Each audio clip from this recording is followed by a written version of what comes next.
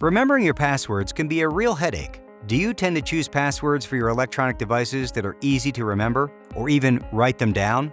That makes them easy to break or steal. By 2012, a series of highly publicized password hacks and security breaches made it clear that this was a very big problem.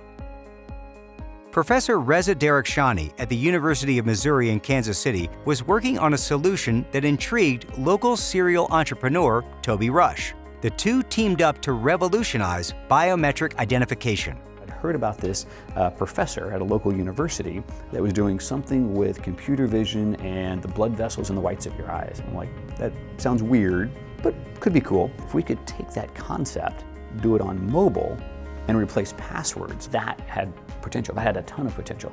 So that's kind of where the journey of iVerify began. So he was very impressive. The first time I saw him, I'm like, I don't even have to finish my sentences because his mind works a lot faster than the way I'm delivering the information.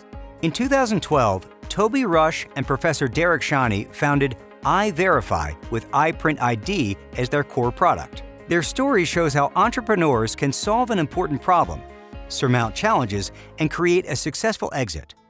It is also a great example of how a local ecosystem can fuel innovation and entrepreneurship to create a company with global reach. Networks of people around Kansas City have become partners and collaborators. I think I've taken a part of every program the city has had to offer at one time or another. Pipeline's been around for almost 13 years, and our unique role was we were basically charged with finding that bench, that entrepreneurial founder talent, and helping them navigate opportunities and challenges, failing faster, succeeding without maybe some unnecessary bumps along the way. Professor Darkhshani had gotten to the patent stage with the help of funding sources like the NSF and a fast-track program through Nagoya University. But with the founding of eyeverifi, he and Toby Rush had created a typical startup, and startups need money.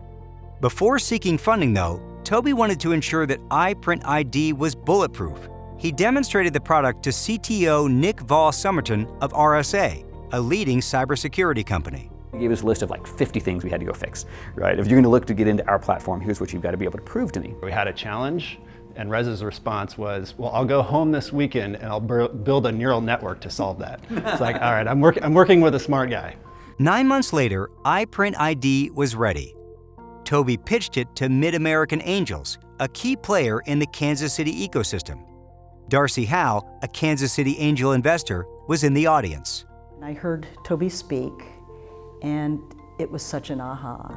And the way he described this technology that was coming out of University of Missouri, Kansas City from a professor, he then got to the financial services, and that worked beautifully as a identifier for financial services around the globe.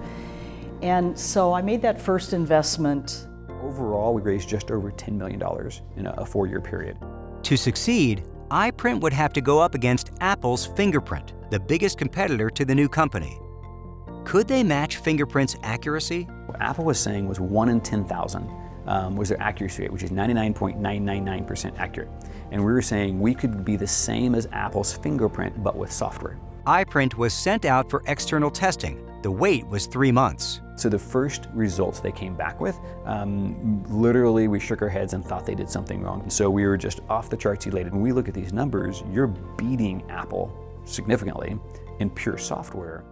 With a biometric identification system that tested even better than Apple's, eyeverifi was able to garner a term sheet from Ant Financial, part of Chinese internet conglomerate Alibaba, which wanted the technology for its mobile and online payment platform, Alipay.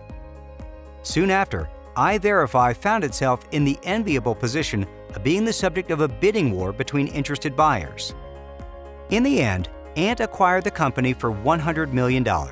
Toby Rush stayed on to assist in the running of ZOLOZ, the newly formed spin-off, until 2019.